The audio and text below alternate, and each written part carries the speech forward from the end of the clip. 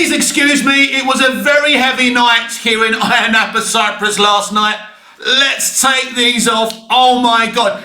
Anyway, because I had a heavy night, I needed to write down my talking points about DC today. You know how bad my memory is. Well, it's even worse when I've had a skinful. So this is what we're going to be talking about today.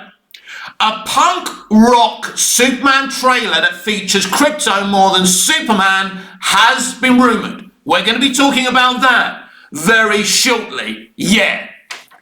Matt Reeves. Now, John Campea and Grace Randolph, two of the worst narrators in scripted entertainment punditry, claim that Matt Reeves has made an overall deal with DC Studios and he's going to be producing many DC Studios movies and streaming shows. We'll get to that one because this is something I predicted myself and spoke about myself way before they did.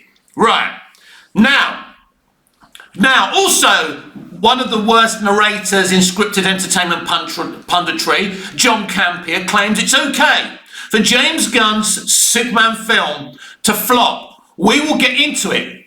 That's a narrative that Gunn has parroted himself. Now, obviously, we all know. We know the reality of that situation. We'll get into it. And finally, we will talk about the fact that Superman Returns had a test screening back in 2006, was it? For a 3 hour cut of the movie, which also featured the outstanding Return to Krypton sequence. We will get into that. I will keep this here to refer back to this just in case I forget. So our main headline today is that a punk rock Krypto featured more than Superman trailer. That's the rumour. Get down in the comments. Let me know what you think about that. Now, I would have to see this trailer to understand, if this is a bad thing. Obviously, a Superman trailer that doesn't feature Superman very much and features Krypto more than Superman, for me personally, as a Superman fan, isn't a good thing. But this is very James Gunn, to have some kind of music track rather than a composed piece of music. If you know me at all, I like a composed score on my movies. I'm not a fan of the James Gunn mixtape, but he does find really great songs that I sing along to when he features them in his movies and on his streaming show, Peacemaker. I was dancing along to that Peacemaker intro. Many people say it's crap. I actually like that song. And I like the intro. That's what James Gunn does. But this, my friends, is a Superman movie. So, the idea of a punk rock Superman trailer, a Superman trailer with punk rock music, and Krypto being featured more than Superman doesn't sound like a good thing to me. It sounds disastrous. I was watching an erotic video where a bunch of them were talking. One of them said that James Gunn has very little wiggle room with this movie. And I said this from the very beginning. This is a movie that can't take any liberties with Superman. Now, we've seen a picture and we've seen images of David Corenswell's Clark Kent.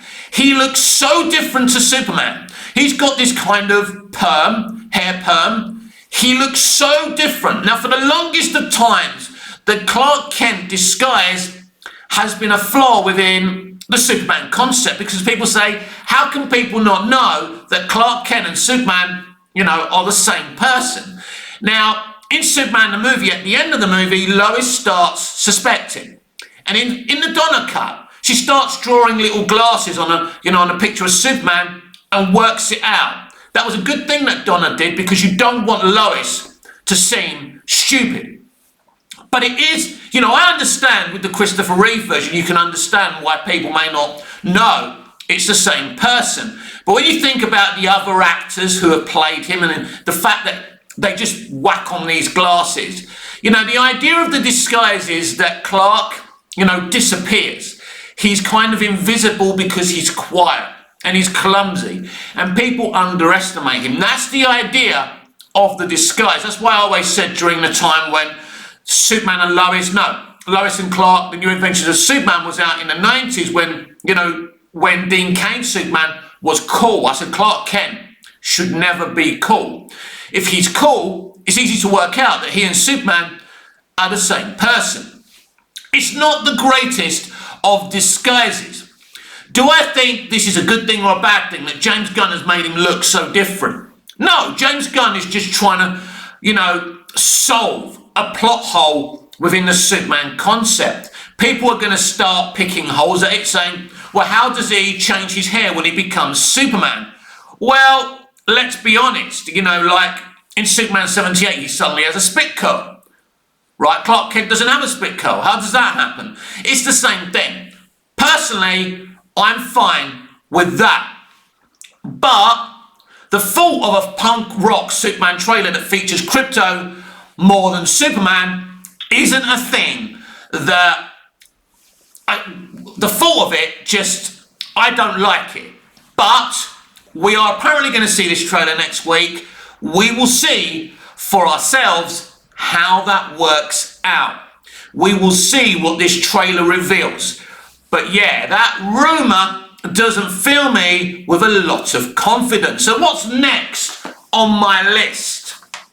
Yes, Matt Reeves, according to John Campea and Grace Randolph, Matt Reeves will make an overall deal with DC Studios. Well, he'll be producing many projects. Now, we already know that he's going to be producing the Clayface movie. What does that say? Well, I mentioned this yesterday. I made the prediction that for months now, low-key, James Gunn has been trying to convince Matt Reeves to bring in his Robert Pattinson's Batman as a DCU Batman. Because we all know we can't have two Batmen. We've always known that, and I said months and months ago. It's a bit suspect that there's no movement on the Brave and the Bold movie.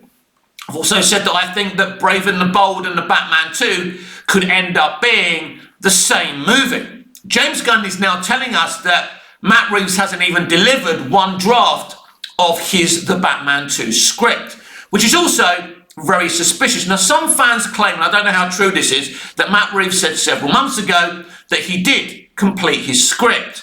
I'm not sure how true that is. So again, Matt Reeves is a genius. It wouldn't be a bad thing for him to make an overall deal with DC Studios, and it seems to me the fact that he's working so closely with James Gunn is that they're going to amalgamate both universes. Now, James Gunn has denied this, that he's a supporter of Matt Reeves, he's a supporter of Elseworlds. He was in an interview, he was on the Happy Confused podcast saying he did consider bringing in, what's his name? Robert Pattinson, already said his name and forgot it.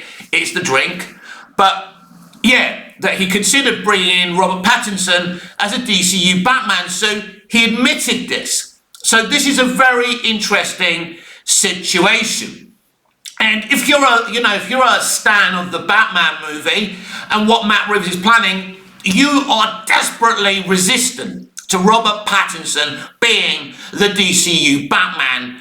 I'm conflicted here because you can't have two Batmen. I mean, you could, but really, do people have the energy to have two different versions of Batman? I don't think so. So something is going to have to give here. Now, apparently, this kind of announcement may happen next year. Sometimes Campea and Randolph are right, and sometimes they're wrong. I mean, they never ever own their mistakes or their misinformation, but they do have an inside track. These are two of the most successful scripted entertainment pundits out there.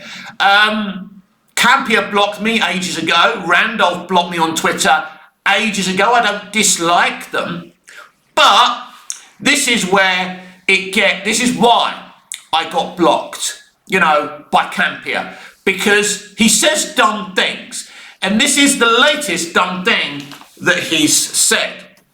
Superman can flop.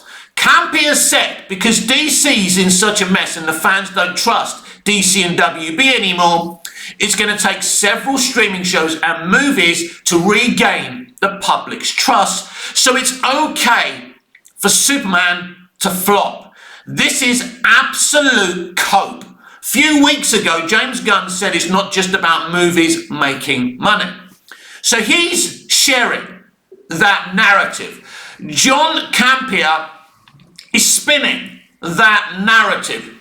How stupid do you think we are? How stupid do you think Warner Brothers Discovery are?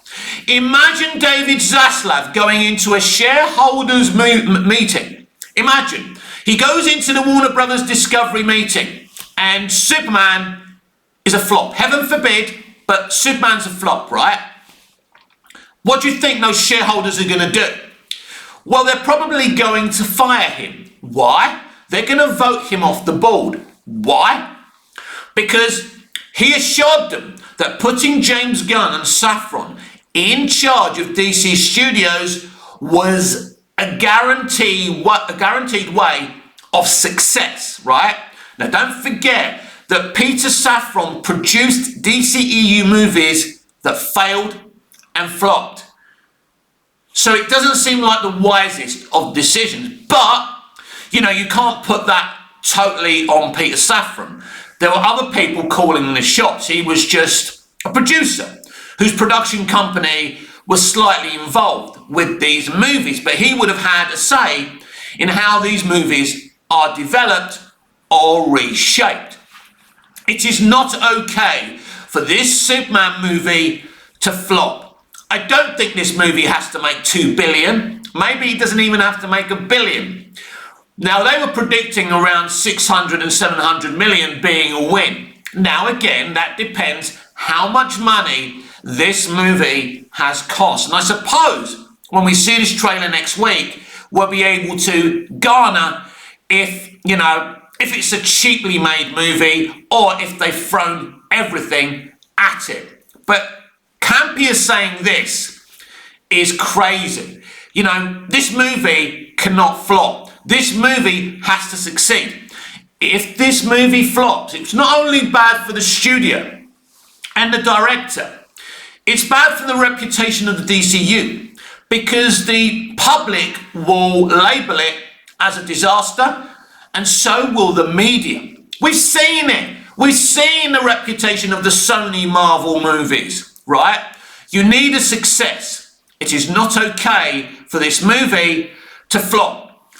And finally, Superman Returns, a movie I hold close to my heart, a movie of great moments rather than a great movie, but I love it. Now, originally, they had a 3-hour cut. They tested it. It was a lot darker movie. So you have the Return to Krypton sequence in that 3-hour cut. But if you've ever read the novelization of Superman Returns, it's Lex Luthor who pays an astronomer to lie that Krypton may still be out there to contact Superman with this information. Reason being, he wants Superman out the way so he doesn't turn up for his parole hearing when he's up for parole, Lex Luthor. So on this, Superman goes out to space looking for Krypton, and that's where the Return to Krypton sequence happens. This is the reason that movie didn't make a substantial profit. Because again, sound familiar? You know, movie's too dark, you know, like the Snyderverse, let's cut it, let's recycle it. The dumbest studio in Hollywood will always be WB, no matter who owns them. They had a 3-hour epic Superman Returns movie that was slightly darker than the original cut, and they cut half an hour from it like they did with Batman vs Superman Dawn of Justice, and look what happened there. The worst thing in life is to make the same mistakes over and over again. And I would absolutely love to see Bryan Singer's 3 hours director's cut. The 3-hour cut they did in that test screening. I want to see it. I bet you it's a magnificent movie. Problem is, Bryan Singer's on the naughty step, so that's a hard thing to make happen. But it's my dream to see it. It always has been.